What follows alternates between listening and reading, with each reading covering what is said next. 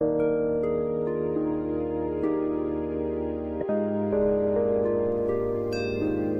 के इस वीडियो का टॉपिक है इंटीग्रल्स या इंटीग्रेशन। इंटीग्रेशन या इंटीग्रल्स क्या होता है पहले ये समझ लेते हैं। देखिए, हमने किया हुआ है डिफरेंशिएशन या डेरिवेटिव्स। डेरिवेटिव्स में जब हम एक फंक्शन का डेरिवेटिव फाइंड करते हैं, like derivative of sine x is cos x. यहां हमने साइन एक्स का डेरिवेटिव किया और आंसर आया कॉस एक्स। अब हम ये सोचते हैं कि क्या हम कोई एक ऐसा तरीका है जिससे हमें डेरिवेटिव दिया हुआ हो और हम मेन फंक्शन तक आ जाएं, यानी कि हम इस प्रोसेस को रिवर्स कर सकते हैं कि जैसे हम फंक्शंस का इनवर्स फाइंड करते हैं वैसे ही, कि आपको इनवर्स वाला पार्ट दिया हुआ है, आपको इमेज गिवन है और आप प्री इमेज पर आना चाहते हैं। ऐसा जो प्रोसेस होगा डेरिवेटिव के केस में, क्योंकि वो डिफरेंशिएशन का उल्टा हो रहा है, रिवर्स हो रहा है, ऐसे फंक्शन को हम कहेंगे एंटी डेरिवेटिव। एंटी अपोजिट किसका? डेरिवेटिव का। तो हमारे पास एक मेथड है, एक तरीका है जिसे हम इंटीग्रेशन कहते हैं या इंटीग्रल कहते हैं, जिसको हम एंटी डेरिवेटिव भी कह सकते हैं, जिससे हम cos x जो डेरिवेटिव दिया हुआ है, अगर हमें ये दिया जाए तो हम इंटीग्रेशन पर आ जाते हैं।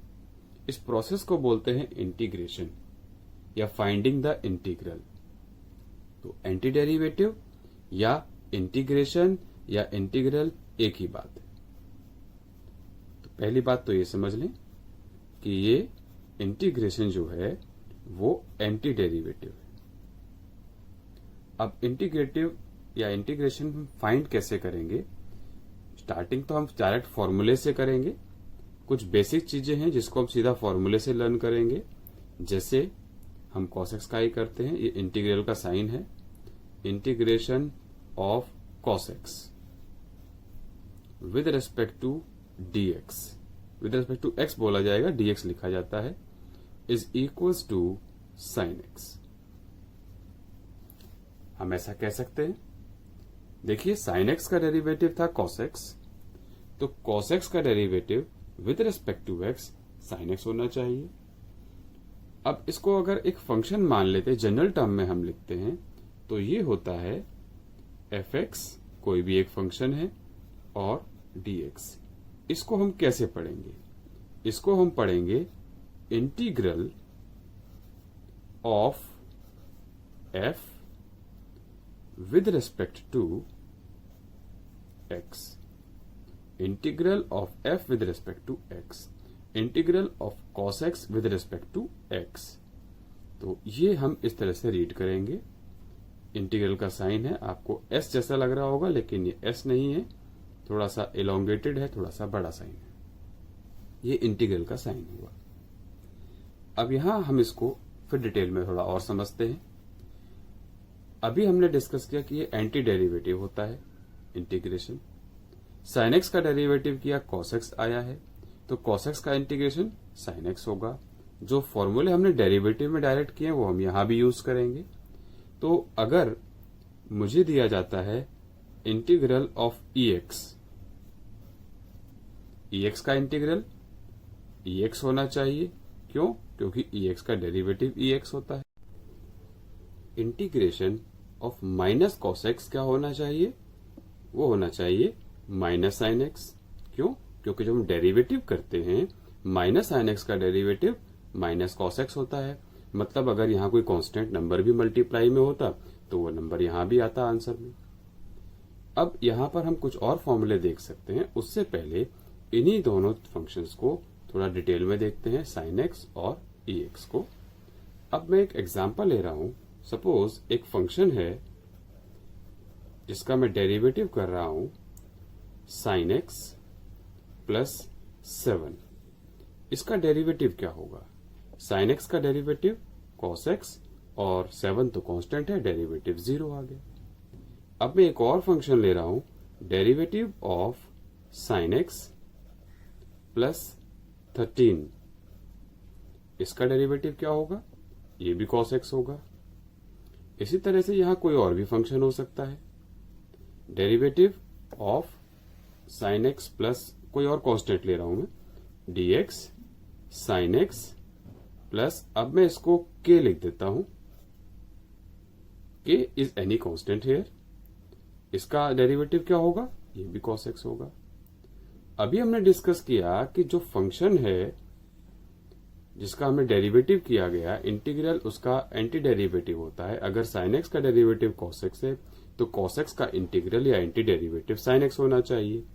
तो यहां पर इसी तरीके से अगर हम इन सबको देखें तो integration of cos x with respect to dx क्या होना चाहिए, साइन एक्स प्लस 7 होना चाहिए। लेकिन अब हम इस 7 तक कैसे पहुंचे, यहां देखते हैं। इस cos x का इंटीग्रेशन क्या होना चाहिए, यहां भी साइन एक्स प्लस 17 होना चाहिए, 13 होना चाहिए। अब इसी तरह से cos x का डेरिवेटिव इसके हिसाब से क्या होना चाहिए, साइन एक्स प्लस k होना चाहिए। हमें यह नहीं पता लग पाएगा कभी भी इंटीग्रेशन में कि हम किस कांस्टेंट को लिखना चाहते हैं या किसको लिखना चाहिए। मतलब मेन फंक्शन जिसका हम एंटी डेरिवेटिव फाइंड कर रहे हैं वहां पर कोई कांस्टेंट प्लस में था या था भी नहीं, क्योंकि अगर कोई कांस्टेंट नहीं भी होता तो भी आंसर cos x आया होता। तो क्योंकि ये सारी चीजें हमें कांस्टेंट के बारे में नहीं बता पाएंगी, एंटी डेरिवेटिव से हम कांस्टेंट को नहीं पकड़ सकते, नहीं बता सकते, इसीलिए हम क्या करते हैं, यहां पर जितने भी आंसर्स होंगे सब में एक C फॉर कांस्टेंट लिखते हैं, प्लस में एक C लिखा जाता है। ये C क्या है, दिस C रिप्रेजेंट कांस्टेंट्स। अब वो कांस्टेंट क्या हो सकता है, कोई रियल नंबर हो सकता है, कोई कांस्टेंट फंक्शन हो सकता है, ये नेगेटिव भी हो सकता है। अब प्लस C लिखा है, इसका मतलब ये तो नहीं कि माइनस नहीं हो सकता। अगर यहाँ माइनस होगा that mean C is -7 here, अगर यहाँ -13 होता C इज -13 हेयर। यहाँ होता लाइक साइन π/2 तो sine π/2 C is sine π/2 here. C represents any constant function या कांस्टेंट नंबर। तो जितने भी ये इंटीग्रल होंगे, हम जब भी इंटीग्रेशन करेंगे एक फंक्शन के इंटीग्रेशन के बाद एक प्लस C लगाना पड़ता है, क्योंकि हमें ये नहीं पता कि जिसका हम एंटी डेरिवेटिव फाइंड कर रहे हैं उसके साथ इनिशियली कोई कांस्टेंट था या नहीं था। अगर ये फंक्शन किसी भी कांस्टेंट के साथ नहीं भी होगा, suppose d/dx of sine x, हमें ये इंटीग्रेशन करना है, ये भी cos x है, तो cos x का इंटीग्रेशन हम अब लिखेंगे, integration of cos x with respect to x is again sin x plus c, here c is 0। तो ये बात समझ लें, जब भी हम इंटीग्रेशन करेंगे एक प्लस c जरूर लिखा जाएगा। c क्या है, c एक कांस्टेंट है और इसके बारे में हमें पता नहीं है, क्योंकि हम इसके बारे में पता नहीं लगा पा रहे हैं अभी इस फंक्शन में, इसीलिए हम इस इंटीग्रेशन वाले पार्ट को जो अब हम कर रहे हैं इसे बोलते हैं इनडेफिनिट इंटीग्रल। इनडेफिनिट इंटीग्रल या इनडेफिनिट इंटीग्रेशन। इनडेफिनिट इंटीग्रल का मतलब हुआ कि हम एक डेफिनिट फंक्शन नहीं फाइंड कर पा रहे हैं, हम एक इनडेफिनिट आंसर दे रहे हैं, हम एक्यूरेट आंसर तक नहीं पहुंच पा रहे हैं। फंक्शन हम ठीक से दे पा रहे हैं बट कांस्टेंट रिमेन्स अननोन, उसका पता नहीं है, इसीलिए ये इंटीग्रेशन इनडेफिनिट इंटीग्रल है। कुछ सिचुएशंस ऐसी आएंगी जहां हम कांस्टेंट भी फाइंड कर पाएंगे, फंक्शन एग्जैक्ट फाइंड कर पाएंगे। वैसे केसेस में जब वो केसेस हम करेंगे तब इसे बोला जाएगा डेफिनिट इंटीग्रल। डेफिनिट इंटीग्रल और डेफिनिट और इनडेफिनिट इंटीग्रल, ये इंटीग्रेशन के दो पार्ट हैं। जब हम इंटीग्रेशन, अब ये चैप्टर स्टार्ट कर दिया है और इसको अब हम कर रहे हैं, तो इसमें हम दो तरह के इंटीग्रेशन करेंगे, डेफिनिट इंटीग्रल और इनडेफिनिट इंटीग्रल। अगर एनसीईआरटी की बात करें तो एक्सरसाइज 7.1 से लेकर एक्सरसाइज 7.7 तक ये इनडेफिनिट इंटीग्रल है और एक्सरसाइज 7.8 से लेकर एक्सरसाइज 7.11 तक ये डेफिनिट इंटीग्रल का पार्ट है। इंटीग्रेशन के मेन दो पार्ट होते हैं, एक इंडेफिनिट और डेफिनिट। अभी हम स्टार्टिंग कर रहे हैं, चैप्टर की स्टार्टिंग है इनडेफिनिट इंटीग्रेशन से करेंगे। इंडेफिनिट इंटीग्रेशन में हम जब भी इंटीग्रेशन करेंगे तो प्लस सी लिखेंगे, क्योंकि हम फंक्शन का एग्जैक्ट इंटीग्रेशन फाइंड नहीं कर पाएंगे। अब हम फॉर्मूलेस की तरफ बढ़ते हैं, कुछ फॉर्मूलेस करेंगे और उन्हीं को हम एंटी डेरिवेटिव की फॉर्म में यूज करेंगे। अब हम ये जानते हैं कि इंटीग्रेशन एंटी डेरिवेटिव है। एक फंक्शन का डेरिवेटिव जो किया जाएगा, जो आंसर होगा, अगर हम इसका इंटीग्रेशन करेंगे तो जो ओरिजिनल फंक्शन था वही उसका इंटीग्रेशन होगा। x raise to the power n का हम करते हैं तो होता है n into x raise to the power n minus 1। अगर इसका डेरिवेटिव किया जाए, यहाँ n कांस्टेंट है, x raise to the power n plus 1 है, तो पावर आगे आ जाती है n प्लस 1 और एक पावर कम हो जाएगी। जब ये n प्लस 1 आगे आया तो n प्लस 1 से n प्लस 1 कैंसिल हो जाएगा, x की पावर माइनस 1 किया तो xn रह गया। तो हम लिख सकते हैं x raise to the power n plus 1 divided by n plus 1 का डेरिवेटिव होता है x raise to the power n। Integration में ये हो जाएगा x raise to the power n का derivative x raise to the power n plus 1 divided by n plus 1 plus c, क्योंकि ये इंडेफिनिट इंटीग्रल है, हर बार आना है। आप इसका डेरिवेटिव करेंगे तो यही आएगा। कांस्टेंट का डेरिवेटिव 0 होता है। n कोई भी एक नंबर है, लेकिन यहां एक बात का ध्यान रखना है, n is never equals to minus 1। n minus 1 नहीं होना चाहिए। माइनस 1 के केस में डिफाइन नहीं हो पाएगा, क्योंकि डिनोमिनेटर में 0 आ जाएगा। आप माइनस 1 रखकर देखिएगा, फॉर्मूला अप्लाई कीजिएगा, डिनोमिनेटर में 0 आ जाता है, और डिनोमिनेटर में 0 का मतलब वो नॉट डिफाइंड फॉर्म है। तो ये फॉर्मूला सभी नंबर्स के लिए एप्लीकेबल है एक्सेप्ट फॉर माइनस 1। माइनस 1 मतलब 1/x में हम ये नहीं अप्लाई कर पाएंगे, बाकी सब जगह हम कर सकते हैं। अगर हम सिर्फ x का डेरिवेटिव करते तो आंसर आया होता 1। इसको भी हम एंटी डेरिवेटिव में एज ए फॉर्मूला देख सकते हैं। अगर सिर्फ 1 का करना है या कुछ भी नहीं लिखा हुआ, सिर्फ dx है, इसका मतलब क्या हुआ 1 इंटू dx, तो इसका इंटीग्रेशन होगा x प्लस सी। या आप एक एडिशनल फॉर्मूला यूज कर सकते हैं, सिर्फ 1 का derivative x, sign x integration 1 का इंटीग्रेशन x होगा। साइन x का डेरिवेटिव था cos x, तो cos x का इंटीग्रेशन हो जाएगा with respect to x sign x plus c। cos x का डेरिवेटिव होता है माइनस साइन x, तो अब हम क्या कर सकते हैं, माइनस साइन x का डेरिवेटिव cos x, या फिर अगर मैं सिर्फ साइन x लिखता यहां पर तो आंसर आएगा माइनस cos x। ऐसा क्यों हुआ, इसको समझ लेते हैं। देखिए माइनस यहां है, सपोज यहां माइनस नहीं होता, माइनस यही होता, माइनस cos x का डेरिवेटिव फाइंड करना होता तो क्या आता, तो प्लस आता, माइनस माइनस प्लस हो जाता। तो माइनस cos x का डेरिवेटिव साइन x है, इसका मतलब साइन x का anti derivative minus cos x होगा।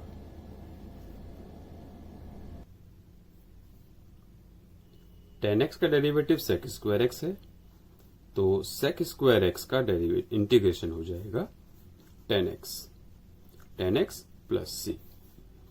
cosec स्क्वायर x का इंटीग्रेशन हो जाएगा, क्या होना चाहिए, माइनस cot x। यहां देखिए माइनस मैंने यहां लिख दिया है, एक्चुअल में cot x का डेरिवेटिव होता है माइनस cosec स्क्वायर x, लेकिन अगर माइनस cot x का डेरिवेटिव करना होगा तो क्या होगा, तो प्लस हो जाएगा, माइनस का प्लस हो जाएगा। क्योंकि अब हम cosec स्क्वायर x का फॉर्मूला बनाने जा रहे हैं, इसलिए माइनस यहां लिख दिया है पहले ही। हम यहां पर माइनस अब लिख सकते हैं cot x, इसको आप ऐसे समझ सकते हैं, सॉरी प्लस सी है। देखिए cot x का derivative minus cosec square x, आप ये समझ सकते हैं कि माइनस से हमने बोथ साइड मल्टीप्लाई कर दिया, क्योंकि माइनस cot x का अगर हम डेरिवेटिव करेंगे तो प्लस का cosec स्क्वायर x आएगा, मतलब प्लस cosec स्क्वायर x का अगर इंटीग्रेशन करेंगे तो माइनस cot x। तो नेगेटिव के केस में ध्यान रखना है, जरूरी नहीं है यहाँ आपको माइनस मिलेगा, अगर यहाँ माइनस होता तो प्लस cot x होता, क्योंकि माइनस cosec स्क्वायर x का इंटीग्रेशन cot x होना चाहिए। अगर माइनस दिया ही नहीं है तो माइनस आंसर में लगा देंगे। सी पर कोई फर्क नहीं पड़ेगा, सी प्लस में ही रहेगा, कांस्टेंट पॉजिटिव नेगेटिव कुछ भी हो सकता है।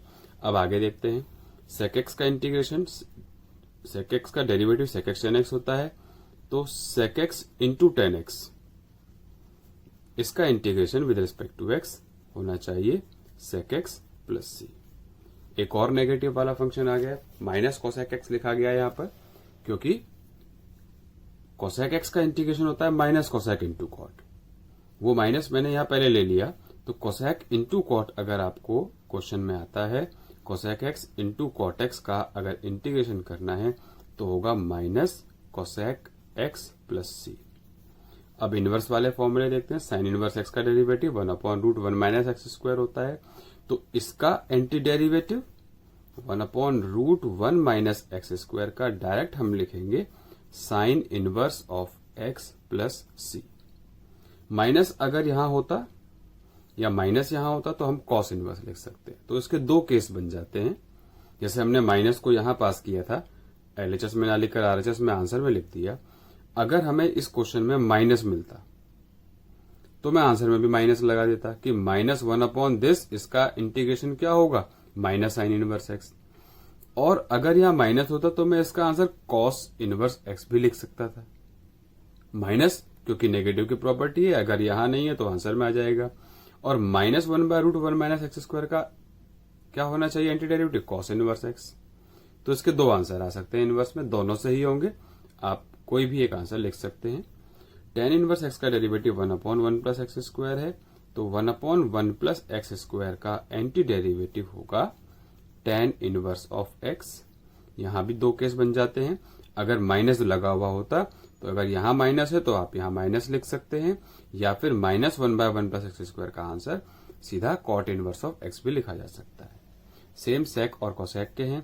सेक इनवर्स एक्स का डेरिवेटिव ये है, तो इस फंक्शन का 1/x root of x square minus 1 का एंटी डेरिवेटिव होगा sec inverse of x plus c. EX का डेरिवेटिव EX है, तो EX सबसे आसान फंक्शन हो गया। EX का इंटीग्रेशन भी EX ही होगा, यहां पर एक प्लस सी जरूर लगाना है। नेक्स्ट log x का डेरिवेटिव 1/x, तो 1/x का डेरिवेटिव इंटीग्रेशन होना चाहिए, एंटी डेरिवेटिव होना चाहिए log x प्लस सी। लेकिन यहां एक प्रॉब्लम आती है log x वाले फंक्शन में।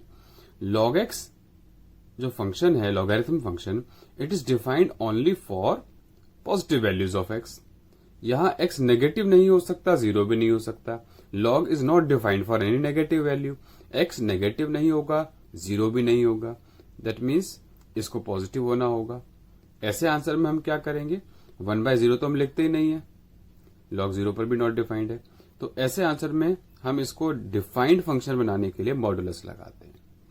हम यहां भी मॉडुलस लिख सकते थे, log of mod x is 1/x, क्योंकि अगर ये पॉजिटिव पार्ट होगा तो भी तो 1/x ही होगा, यहां 1/x भी लिख सकते हैं हम। तो log of mod x 1/x, यहां नेगेटिव पॉजिटिव के लिए मॉड लगाना जरूरी नहीं है। लेकिन जब हम 1/x का एंटी डेरिवेटिव कर रहे हैं तो log ऑफ mod x लिखना जरूरी होगा।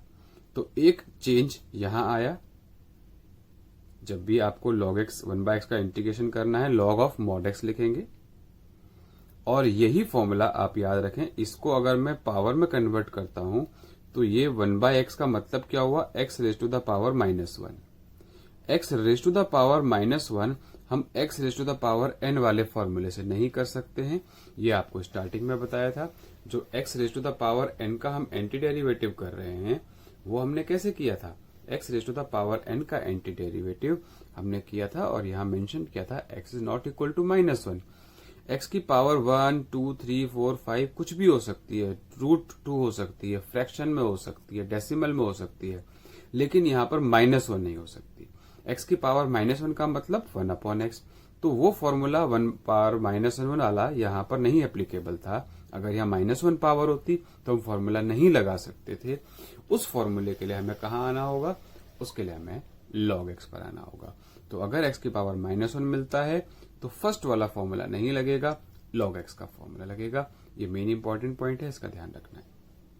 a raise to the power x का डेरिवेटिव हम करते आए हैं ax इंटू log a। तो अगर यहां पर सिर्फ ax मिल जाता है तो इसका आंसर क्या होना चाहिए, इसका इंटीग्रेशन होगा ax divided by log a plus c। इसको ऐसे समझ सकते हैं कि अगर ये log a यहां मल्टीप्लाई में ना होकर डिवाइड में होता डेरिवेटिव के क्वेश्चन में, और हमें पता है डिफरेंशिएशन में कांस्टेंट मल्टीप्लाई में हो या डिवाइड में हो वो वहीं रहता है, तब उस केस में क्या होता, ये अपॉन में ही होता। देखिए मैं एग्जांपल लेके बताता हूं। सपोज क्वेश्चन ये होता D by D X of A X upon log A, तो इसका डेरिवेटिव में क्या करता, लॉग ए डिनोमिनेटर में है, मुझे पता है ए एक्स का डेरिवेटिव होता है ए एक्स इंटू लॉग ए। ये लॉग ए कांस्टेंट है, क्वेश्चन टूल नहीं लगेगा यहां पर। लॉग ए डिवीजन में है तो डिवीजन में ही रखा, कांस्टेंट अगर मल्टीप्लाई या डिवाइड में होता है तो वही रहता है। लॉग ए से लॉग ए कैंसिल्ड, यानी कि A raise to the power X upon log A का डेरिवेटिव होगा सिर्फ और सिर्फ A raise to the power X. तो A raise to the power X का एंटी डेरिवेटिव क्या होगा, ये पूरा फंक्शन। तो A raise to the power X का इंटीग्रेशन हुआ A raise to the power X divided by log A. ये फॉर्मूले हैं इंटीग्रेशन के, ये सभी फॉर्मूले आपको डायरेक्ट लर्न करने होंगे, हम इनको डायरेक्ट अप्लाई करेंगे। तो डेरिवेटिव्स जरूरी है, अगर आपको डेरिवेटिव्स के फॉर्मूले लर्न है तो आप इंटीग्रेशन के फॉर्मूले अपने आप भी बना सकते हैं। ध्यान क्या रखना होगा, एक x raise to the power n में -1 का ध्यान रखना है, माइनस की शिफ्टिंग का ध्यान रखना है, किस किस फंक्शन में नेगेटिव आया था, अगर नेगेटिव नहीं है तो हम आंसर में माइनस लगा देंगे। और लॉग एक्स का ध्यान रखना है, 1/x का जब हम डेरिवेटिव करेंगे तो लॉग मॉड एक्स लगेगा। इनवर्स ट्रिगो में ध्यान रखना है, दो आंसर आ सकते हैं, अगर यहां माइनस होगा तो हम इसको minus of sine inverse x भी लिख सकते हैं, अगर यहां माइनस है तो इसको कॉस इनवर्स एक्स भी लिख सकते हैं। और A raise to the power X में integration A raise to the power X upon log A होगा। ये कुछ खास बातें हैं जो डेरिवेटिव से इंटीग्रेशन को थोड़ा सा मुश्किल बनाती हैं, लेकिन अगर आप डेरिवेटिव में कॉन्फिडेंट हैं, इसको ध्यान से करते हैं तो इंटीग्रेशन भी इजी हो जाता है।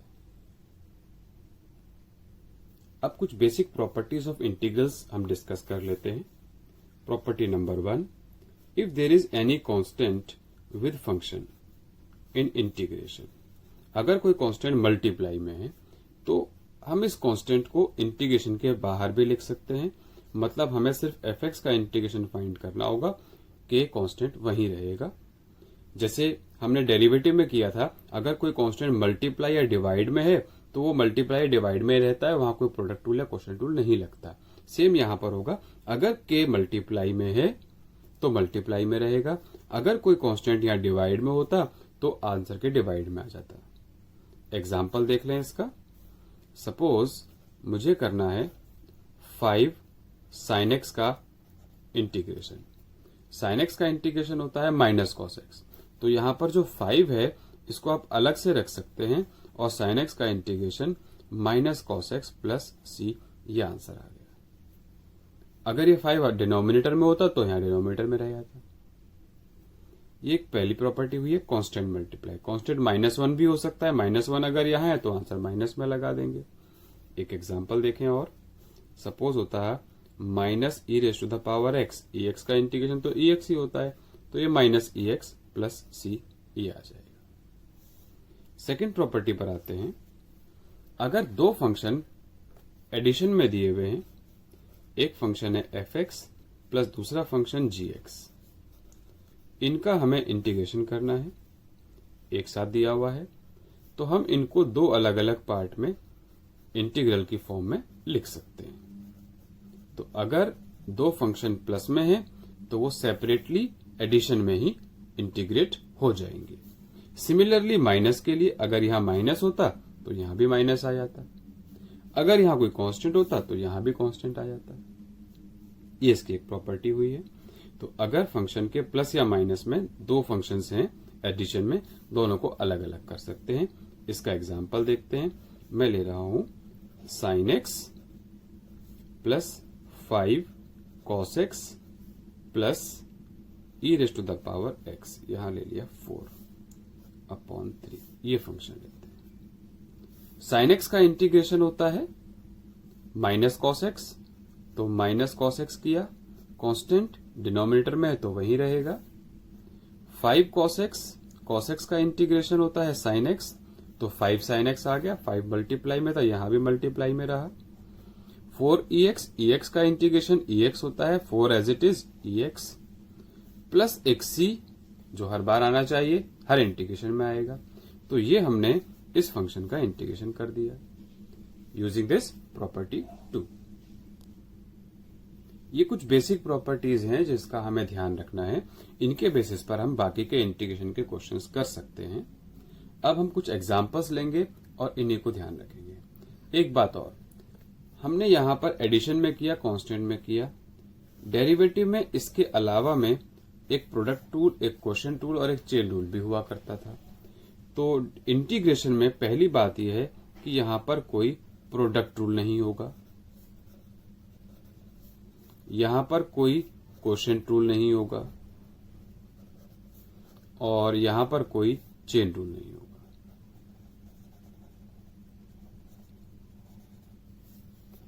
इन तीनों की एब्सेंस, प्रोडक्ट टूल ना होना, क्वोशिएंट टूल ना होना, चेन रूल ना होना, हमें इंटीग्रेशन को थोड़ा सा मुश्किल बना देती है, थोड़ा सा डील करने में मुश्किलात होंगी, इसको हमें थोड़ी डिफिकल्टीज फेस करनी होगी। इसके लिए हमें क्या करना होगा, फंक्शन को, क्योंकि हमारे पास प्रोडक्ट टूल नहीं है, क्वोशिएंट टूल नहीं है, चेन रूल नहीं है, अब हम फंक्शन को इन्हीं प्रॉपर्टीज के हेल्प से करेंगे, सिर्फ दो प्रॉपर्टी। अगर फंक्शन मल्टीप्लाई में आ गया तो हम प्रोडक्ट टूल नहीं लगा सकते, डिवीजन में आ गया क्वोशिएंट टूल नहीं लगा सकते, फंक्शन के अंदर फंक्शन है चेन रूल नहीं लगा सकते। हमारे पास सिर्फ ये दो मेथड है, दो प्रॉपर्टी है। इसी में कन्वर्ट करने के लिए हमें क्वेश्चंस को थोड़ा सा डील करना होगा, कुछ सोचना होगा। जैसे कि आपकी एक्सरसाइज अब मैं स्टार्ट कर रहा हूं, एक्सरसाइज 7.1, क्वेश्चन नंबर 7 लिया पहले। फंक्शन है x square 1 minus 1/x²। Product tool हम नहीं लगा सकते, प्रोडक्ट टूल होता ही नहीं है इंटीग्रेशन में। हम इसको दो फंक्शंस के एडिशन में कर सकते हैं। हम सिर्फ दो ही प्रॉपर्टी लगा सकते हैं, या तो कोई कांस्टेंट मल्टीप्लाई में हो या फंक्शन प्लस या माइनस में अलग अलग हो, जिसको हम इंटीग्रेट कर पाए। हम ये कह सकते हैं डायरेक्ट फॉर्मूला फॉर्म में लाना होगा। अगर मैं इस ब्रैकेट को ओपन करता हूं तो ये आ गया x² माइनस 1।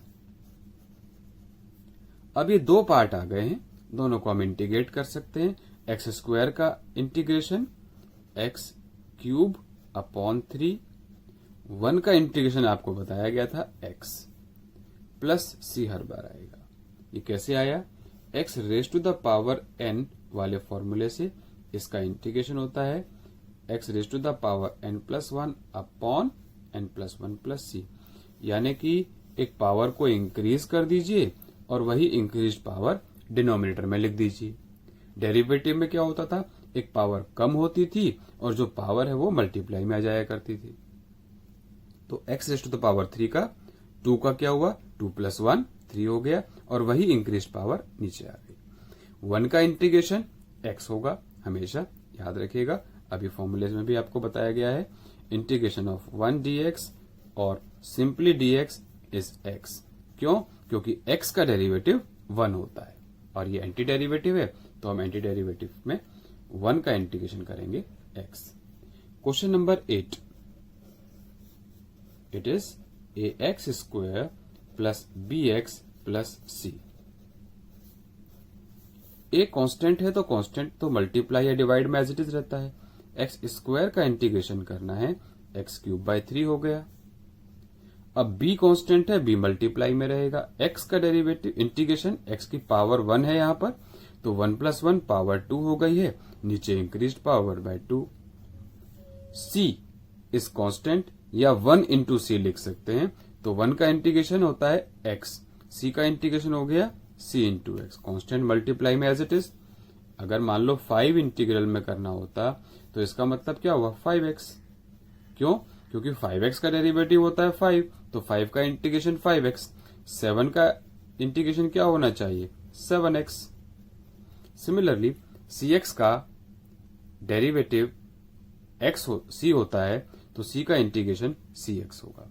प्लस में अब हम एक c लिखते थे, लेकिन यहां एक c किसी और फॉर्म में यूज हो रहा है, तो हम k लिख देंगे, where k is any constant. तो जरूरी नहीं है हर बार आप c लिखें, या c प्राइम लिख सकते हैं, c1 लिख सकते हैं, हम अलग अलग कांस्टेंट लिख सकते हैं।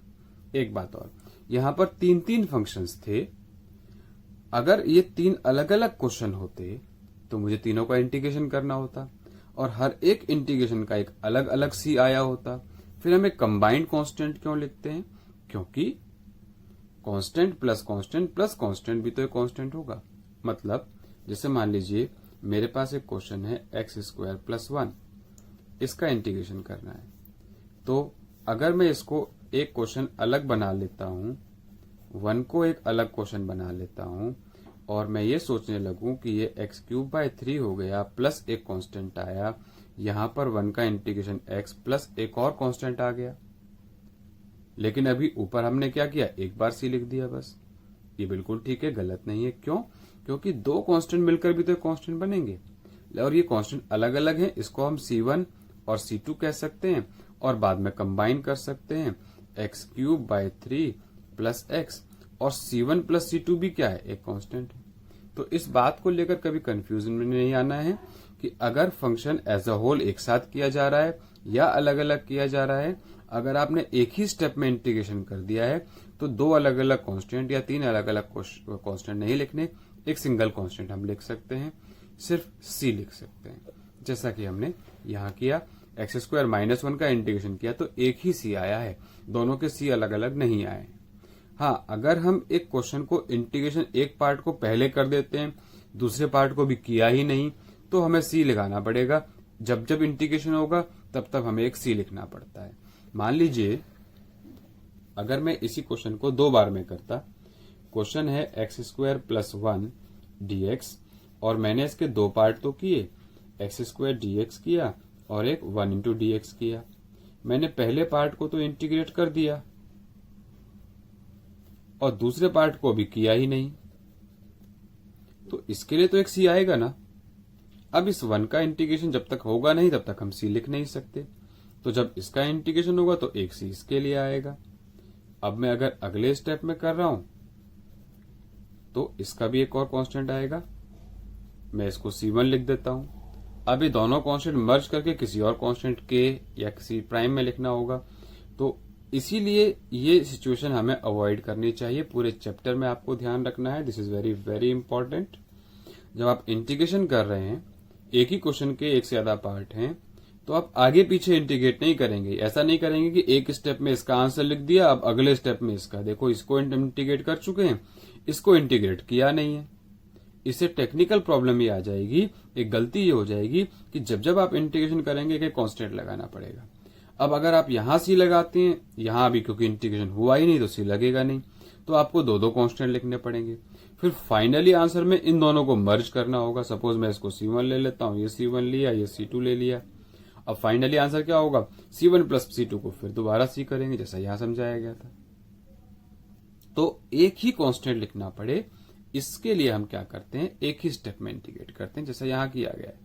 और जब हम एक साथ कर रहे हैं तो दो अलग अलग C की जरूरत नहीं है, एक साथ कर देंगे, जैसे हमने यहाँ क्वेश्चन नंबर 7 में किया है। इसका भी इंटीग्रेशन, इसका भी इंटीग्रेशन, और डायरेक्ट एक ही C आ गया, दोनों के अलग अलग कांस्टेंट नहीं लिखने हैं। तो जो बात आपको ध्यान रखनी है वो ये है कि अगर इंटीग्रेशन का क्वेश्चन है तो अलग अलग टर्म्स को आगे पीछे इंटीग्रेट नहीं करना, एक ही स्टेप में इंटीग्रेट करना होगा। क्वेश्चन नंबर 9 देख लेते हैं। Question number 9 is 2x square plus e raise to the power x। 2 constant है, एज इट इज रहेगा। एक्स स्क्वायर का इंटीग्रेशन एक्स क्यूब बाय 3, एक पावर ऊपर इंक्रीज की, इंक्रीज पावर नीचे। एक्स का इंटीग्रेशन एक्स ही होता है प्लस C। ये आंसर आ गया है। क्वेश्चन नंबर 10 देखते हैं। Root of x minus 1 upon root x whole का स्क्वायर। अब देखिए आपको बताया गया है कि कोई चेन रूल नहीं है, कोई क्वोशिएंट रूल नहीं है, तो हमें हर बार क्या करना होगा, प्रॉपर्टी 1 और प्रॉपर्टी 2 को ही यूज करना है, यानी कि दो फंक्शन प्लस या माइनस में होने चाहिए। हर टर्म को अलग अलग इंटीग्रेबल फॉर्म में लाना है। होल स्क्वायर, अगर ऐसा कोई क्वेश्चन डेरिवेटिव में होता तो मैं चेन रूल लगा देता, पहले पावर का कर दो फिर अंदर वाले पार्ट का कर दो। यहाँ ऐसा कोई चेन रूल है नहीं, तो हमें पहले क्वेश्चन को ही सिंप्लीफाई करना है। जब तक क्वेश्चन सिंप्लीफाई नहीं होगा इंटीग्रेशन का साइन लिखते रहेंगे। a minus B whole square का फॉर्मूला अप्लाई किया, a स्क्वायर रूट एक्स का स्क्वायर x होता है, plus B square 1 bye X आ गया, माइनस 2ab रूट एक्स से एक्स कैंसिल हो जाएगा, तो ये आ गया। इसको ओपन किया। अब देखें x का इंटीग्रेशन क्या होता है, एक्स स्क्वायर बाय 2। 1 बाय एक्स का क्या होगा, log of mod x minus 1 power वाला एक स्पेशल केस है, आपको बताया गया है। और कांस्टेंट का derivative constant into X plus C. इस तरह से इसका आंसर आ जाता है। क्वेश्चन नंबर 11 देखें। ये है x cube plus 5x square minus 4 upon x square into D x. यहां भी क्योंकि कोई क्वेश्चन टूल तो हम लगा नहीं सकते, हमें क्वेश्चन को इंटीग्रेबल फॉर्म में लाना है। हर टर्म अलग अलग इंटीग्रेबल होनी चाहिए, तो हम इसको सिंप्लीफाई करेंगे। मेन इंटीग्रेशन में और डेरिवेटिव में यही प्रॉब्लम है, यही डिफरेंस है कि डेरिवेटिव में आप रूल्स डायरेक्ट लगा सकते हैं और इंटीग्रेशन में आप डायरेक्ट रूल नहीं लगाएंगे, आपको फंक्शन को इंटीग्रेबल फॉर्म में लाना पड़ता है। अब यहाँ क्वेश्चन टूल नहीं लग रहा है, तो हम क्वेश्चन को पहले सिंप्लीफाई करेंगे। X cube upon x square अलग किया तो एक्स रह गया, 5x square upon x square cancel हो गया तो 5 रह गया, और ये माइनस 4/x स्क्वायर आ जाता है। अब हमें इन तीनों टर्म्स को इंटीग्रेट करना है। देखें, एक्स स्क्वायर का एक्स का इंटीग्रेशन क्या होगा, एक्स स्क्वायर बाय 2, 5 का इंटीग्रेशन 5x। अब ये अपॉन में स्क्वायर है, अगर सिर्फ 1 होता तो log x हो जाता, log ऑफ मॉड x, लेकिन एक्स स्क्वायर है, इसको समझ लीजिए। x की पावर -2 का इंटीग्रेशन क्या होना चाहिए, -2 प्लस 1 अपॉन -2 प्लस 1, और इसको सिंप्लीफाई करें तो -1 अपॉन -1, ये आंसर। तो मैं इसको लिख सकता हूं डायरेक्टली -1/x प्लस सी। यहां हम लिखेंगे माइनस तो यहां ऑलरेडी है, minus minus plus 4/x plus C. 1/x square का इंटीग्रेशन, ये 1/x स्क्वायर था, 1/x स्क्वायर है ये, 1/x स्क्वायर का इंटीग्रेशन हुआ -1/x, तो -4/x स्क्वायर, -4 को कांस्टेंट एज इट इज रख दीजिए, 1/x स्क्वायर का -1/x, -1/x into -4 is 4/x। तो ये आप अलग से करके डायरेक्ट भी लिख सकते हैं। जब आप ज्यादा क्वेश्चंस करेंगे, आगे आगे प्रैक्टिस करेंगे, तो आपको ये डायरेक्ट लर्न हो जाएंगे। आपको बार बार ये पूरा पावर्स का फॉर्मेशन करके नहीं दिखाना होगा और खुद भी नहीं करना होगा, आप खुद समझ जाएंगे कि ये कैसे हो रहा है। मैं इसी के 1-2 एग्जाम्पल और ले लेता हूं। सपोज 1/x की पावर 5 होता, तो ये हो जाता x raise to the power -5 dx। इसका इंटीग्रेशन अब करते हैं तो -4/-4 प्लस सी, यानी कि -1/4x4 प्लस सी। अब आप ऐसे 2-3 क्वेश्चन और करेंगे तो पैटर्न खुद समझ जाएंगे। अब देखिए, मैं डायरेक्ट भी लिख सकता हूं, x की पावर 10, मुझे पैटर्न पता है, आप भी समझ लें, -1/9x9 प्लस सी। एक और एग्जांपल ले रहा हूं, 1/x raise to the power 100 है, तो इसका इंटीग्रेशन हो जाएगा -1/99x raise to the power 99। आप इस तरह से कुछ और क्वेश्चंस करें तो पैटर्न आप भी समझ जाएंगे। डिनोमिनेटर में अगर कोई पावर है तो एक पावर कम हो जाती है और वही रिड्यूस्ड पावर साथ में आती है और एक माइनस का साइन।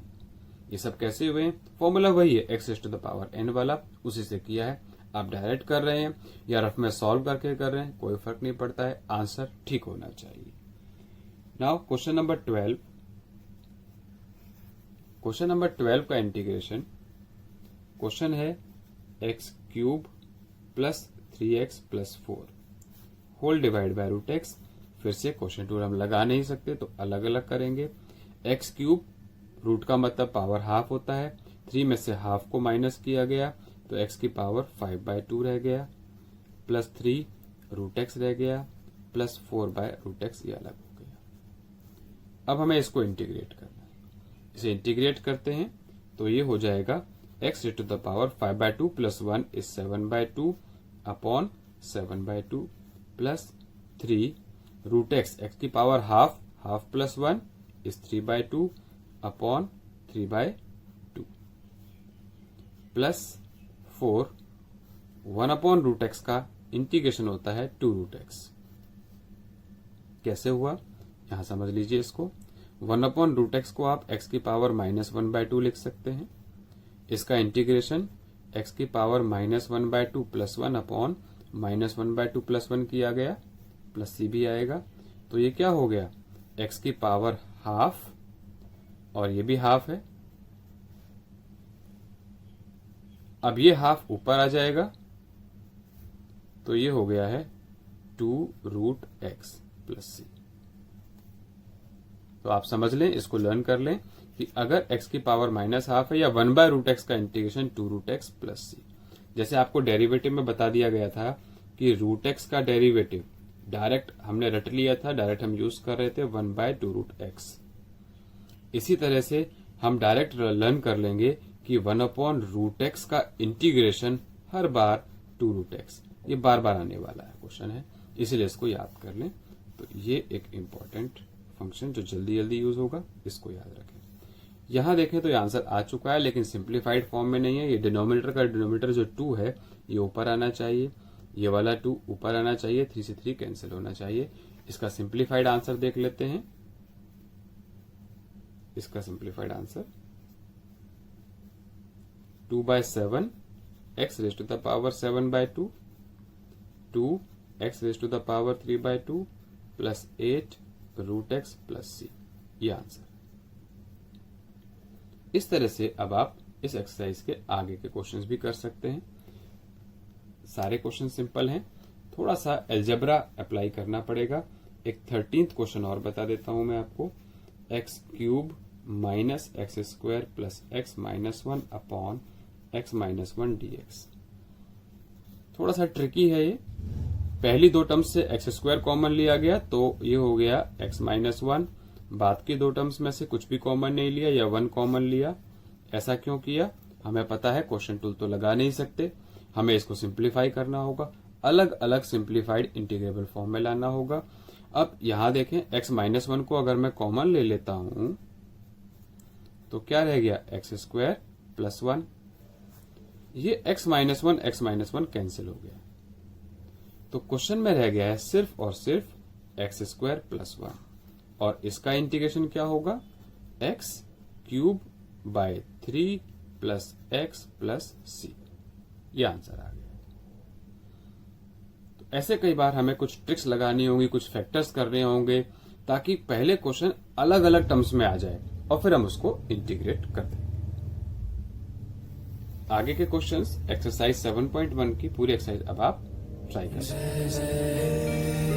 जय जय जय जय जय